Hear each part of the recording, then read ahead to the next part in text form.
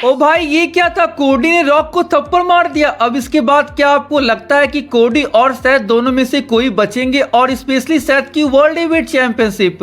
तो hey guys, welcome है आप लोगों का आज के इस वीडियो में दी आंसर करके। आज स्मैकडाउन में एक सेगमेंट होने वाला था जहां सेथ रॉलिंस और कोडी रोड्स रेसलमेनिया में एक टैग टीम मैच में द रॉक के चैलेंज का आंसर करने वाले थे। तो स्मैकडाउन की स्टार्टिंग हमें बैक स्टेज से देखने को मिलती है जहां rock and Roman Reigns building के अंदर पहुंच चुके थे। तभी हमें पीछे से क्या देखने को मिलता है, इन दोनों के पीछे लग जाते हैं स्मैकडाउन जनरल मैनेजर निक ऑल्डिस के सिक्योरिटीज इन पर नजर रखने के लिए। ना सिर्फ रॉक रोमन बल्कि कोडी और सेथ के पीछे भी नजर रखने पहुंच जाते हैं निक ऑल्डिस के सिक्योरिटीज। और ये चीज हमें पूरे स्मैकडाउन के अंदर देखने को मिली, किस तरह से ये सिक्योरिटीज ब्लड लाइन के लॉकर रूम और सेथ और कोडी के लॉकर रूम के बाहर पहरेदारी कर रहे थे। लेकिन मेन इवेंट स्टार्ट होने से पहले जब निक ऑल्डिस यहाँ चेक करने के लिए आते हैं तो ये दोनों सुपरस्टार यहाँ से निकल चुके थे। तो गाइस अब हमारे मेन इवेंट का टाइम हो चुका था। सबसे पहले रोमन रेंस और ब्लड लाइन के आने के बाद इनके रिंग में पहुंच जाने के बाद the rocks come out separately with a new entrance that has lightning. The rock एक नए एंट्रेंस के साथ अलग से बाहर आते हैं। थीम सॉन्ग वही था पर लाइटनिंग को अलग तरीके से दिखाया गया था। पूरा स्मैकडाउन इलेक्ट्रीफाइंग हो चुका था। रॉक के आने के बाद अब रोमन क्राउड से कहते हैं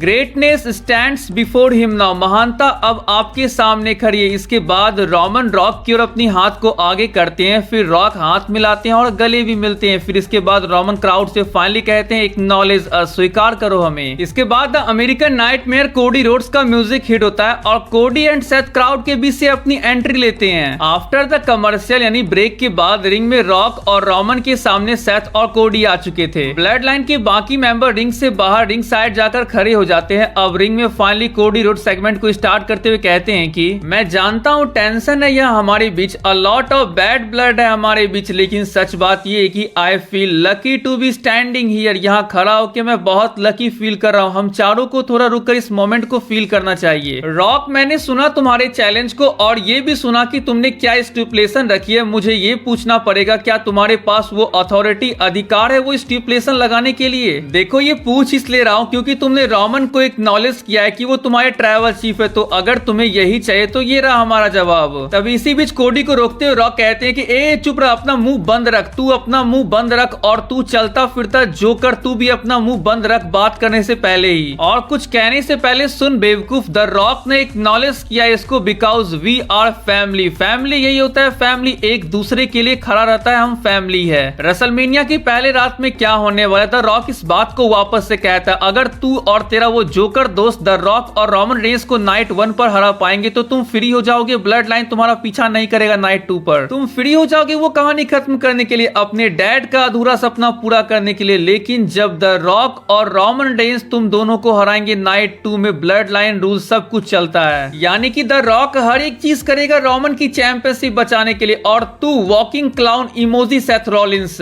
यार सेथ तो गुस्से में आ गए। वो रॉक से कहते हैं कि एक बार अपना ये मुंह बंद रख, हम सब जानते हैं क्या होगा, इस कंपनी का इस इंडस्ट्री का फ्यूचर दाव पर है। तो सुन ले, तेरा टाइम खत्म हो चुका है, चला गया, पर अब हमारा टाइम मत छीन, तुमको तुम्हारा जवाब चाहिए था, हम एक्सेप्ट करते हैं तेरे टैग टीम चैलेंज को। तभी रोमन हंसते हुए कोडी से कहते हैं कि यार क्या बात है, तुम इसको जवाब देने दोगे, इस इडियट को, इस गधे को अपने फ्यूचर का डिसीजन तुम इसे लेने दोगे? समझ लो भाई, समझ लो तुम्हारा फ्यूचर है, जब मैं तुम्हें रेसलमेनिया में हराऊंगा बस खत्म। मुझे अगर पूछोगे तो तुम्हें वापस कभी मौका नहीं मिलने वाला है, तुम्हारी कहानी खत्म हो जाएगी, खत्म हो जाएगा सब कुछ तुम्हारे लिए। तो अब आगे आते हुए रॉक कहते हैं कि हाँ हो जाएगा खत्म, और द रॉक ये कहना चाहता है तुझे और तुझे भी चलता फिरता जोकर, बेवकूफ इंसान, नीच इंसान। तू सुन रहा है रॉक की बात? द रॉक हर एक चीज करेगा अपनी पावर में से ये करने के लिए टाइटल चला जाए तेरे हाथों से, तेरे कमर पे से, क्योंकि टीकेओ का ऐसा बोर्ड ऑफ डायरेक्टर है द रॉक, जो WWE का ओनर है वो तेरा बॉस है और तेरा भी बॉस है the rock Cody Rhodes. The rock अपना जान जिगर लगा देगा कि तू कभी भी फिर एक बार इस टाइटल के लिए नहीं लड़ पाएगा। ये सच है कि तू अपने भाई बहनों से सबसे छोटा है और तू 20 साल छोटा है अपने भाई बहनों से, पता है तू, क्योंकि तू एक गलती था अपने बाप का। अब रॉक के इतना कहने के बाद गाइस हमें क्या देखने को मिलता है, सब कुछ शांत पड़ जाता है, स्मैकडाउन या ऑफ एयर जारी होती है। लेकिन फिर ये क्या होता है, स्मैकडाउन वापस आ जाती है और कोडी रोड्स यहाँ रॉक को एक जोरदार थप्पड़ मारते हैं। रॉक पीछे की ओर चले जाते हैं। रोमन रेंस यहाँ गुस्से हो चुके थे, लेकिन रॉक को यहाँ देख के ये क्या था, रॉक यहाँ हंस रहे हैं। इस खौफनाक हंसी के पीछे अंत लिखा है कोडी रोड्स और सेथ रॉलिंस का, ये तो टाइम ही बताएगा। लेकिन रॉक को ये चीज क्लियर करना होगा, क्या सच में उन्हें सेथ रॉलिंस की वर्ल्ड हेवीवेट हेवीवेट चैंपियनशिप चाहिए, जो हमेशा उनके बारे में बात करते रहते हैं। जब भी देखो वो सेथ को मारने और उनकी वर्ल्ड हेवीवेट चैंपियनशिप छीनने की धमकी देते रहते हैं। तो गाइज ये आप लोग देख सकते हो नाइट 1 के मेन इवेंट का मैच कंफर्म हो गया है। फिर आज के इस वीडियो को पेंट करते हैं। वीडियो अच्छी लगे तो चैनल को जरूर सब्सक्राइब कर लीजिएगा। मिलते हैं नेक्स्ट वीडियो में, तब तक के लिए bye and take care guys.